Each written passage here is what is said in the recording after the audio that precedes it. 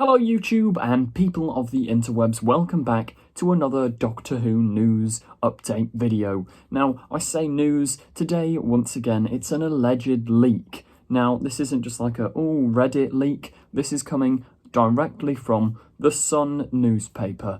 Now, if you know anything about newspapers, The Sun, in most circumstances, is not the best source of information, really, except from when you get Doctor Who leaks, because The Sun has a surprising track record of getting these sort of things right, and today they are claiming that they know the actress who is set to be one of, or possibly the only companion for the 14th Doctor, also for the 14th series, which, yeah, as we know, is written by Russell T Davies. So this is very exciting news because for the past few months, the focus has sort of been on who's the 14th Doctor gonna be? Like, is it Lydia West, Ollie Alexander, that guy from It's a Sin, or any of the other numerous people that Russell has worked with, like Tania Miller, for example?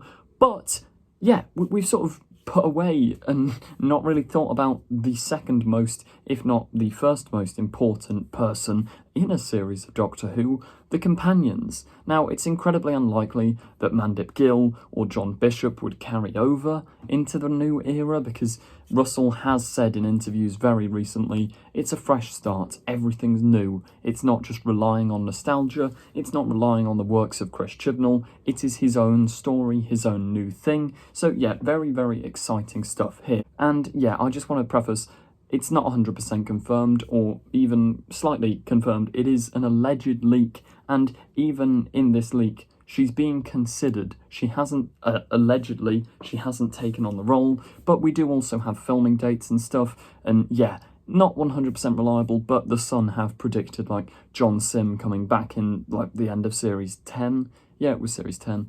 And Jodie Whittaker, and yeah, loads of different rumours. We'll just jump straight into what this article says. The creators of New Doctor Who were so eager to deliver a sensational new series, they've turned to sex education for inspiration. We'll just dive straight into this article. So basically, we found out today that Doctor Who bosses want sex education star Lily Iglehart, I think that's how you pronounce it, Iglehart, for a new series, but not to replace Jodie Whittaker. So yeah, as I say, they think that the actress who plays Lily Iglehart is going to become the next companion for the Doctor. So the actress's name, you'll see her on screen now, Tanya Reynolds. You'll recognise her if you've watched Sex Education, and if you've watched the show, you know that her character isn't the conventional type of companion. She's very, like, quirky, very comedic, bit mental. I'm pretty sure Doctor Who would stray away from the more sus, I'm down with the kids, the more sus aspects of Sex Education and her character, and I think it would be the more comedic style. The article also does point out that they're sort of getting rid of the generic cliched sidekick companion of like Billie Piper or Jenna Coleman. Like, we're moving past, well, to be fair, Chris Chibnall already kind of did this, moving past the idea of, let's go to contemporary Earth and just pick up a blonde, a relatively attractive woman and fly about with her in space. In the 21st century, that means I need a young, blonde, and there! What? You're my companion now. What? They're moving past that sort of outdated idea, which I think is good, because I personally have liked that the past 3 series have had, like, not normal and outside the box companions. Like Bill, she was and probably is my favourite companion. Nardole, absolutely brilliant. John Bishop, Bradley Walsh, like, they've all done smashing jobs and they all break that archetype. So yeah, I trust Russell's vision in breaking this archetype and having Tanya as a companion. This article says that they're keen to offer her the role of the Doctor's new assistant when filming on the BBC One drama starts this April.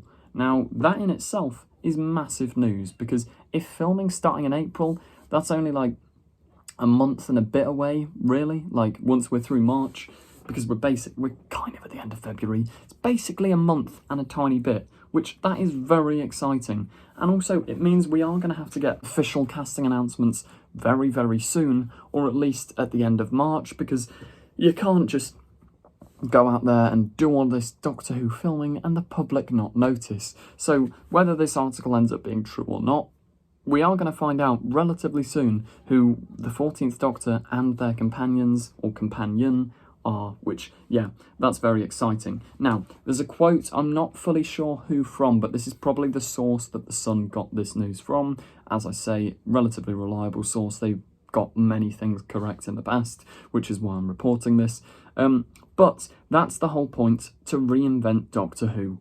They want to create a very different version of the time-travelling adventures. So yeah, that is basically what I just said.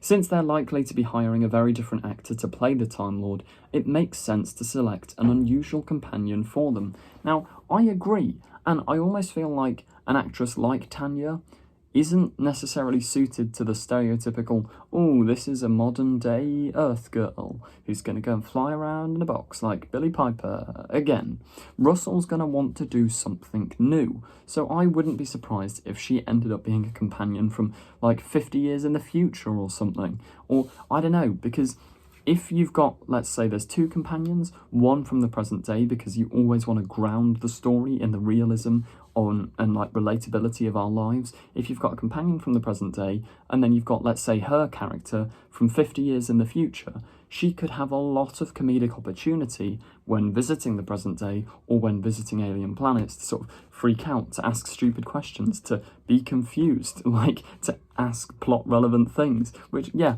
I think done in a comedic way rather than a, oh, Doctor, what's going on? What?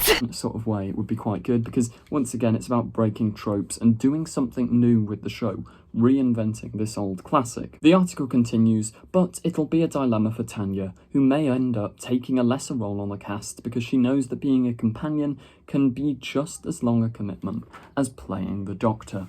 Now, that is also a fair point, because as mentioned at the start of this video, she is one of the big members of the cast for the Netflix show Sex Education, which, yeah, ratings-wise, and well, at least my generation-wise, so many more people watch Sex Ed. There's so much more sort of money in that. But at the same time, we've had Series 3. We know they're making a Series 4. Would filming schedules conflict? Would they clash? Would they... I don't know. It might be difficult for a main character in Sex Ed to also play the main or one of the main characters in Doctor Who as well. So the filming schedules might be conflicting, which is probably why this article hasn't said she's confirmed. She's just being thought of by BBC bosses. Like, it does make a lot of sense, and she is an up-and-coming actor, or actress, whatever you want to call her. And yeah, it does seem like a relatively reliable thing. The article continues, after 4 years, Jodie Whittaker has now left the role as the Doctor. Yaz Khan, played by Mandip Gill, has also gone, so there are now 2 vacancies. The frontrunners to play the 14th Doctor include It's a Sin star Amari Douglas. So yeah, once again, if you've watched Russell's TV and drama, you'll see he does often repeat repeat actors, or sometimes he repeats characters, like Vivian Rook, for example. She was in Doctor Who, and then she was in the Years and Years series. So yeah, he works similar to Chris Chibnall, more similar to most writers, to be fair, works with actors he knows can do the job, and bringing Doctor Who back isn't going to be an easy task, and Russell's going to want to do it, just like he did in 2005. Bang, get the public back on board. So yeah, lots of interesting stuff here. They also say there's the possibility of Fadi El Said playing the Doctor, who was this guy Ram in Class. I don't know if you watched the spin-off series of Doctor Who. I don't know how I feel about that, because Class, I enjoyed it at the time, but I haven't watched it for about 6 years, and everyone seems to hate it. But from what I remember, Fadi El Said's a decent actor, and as I say, I trust Russell's writing, and I trust his casting and his direction.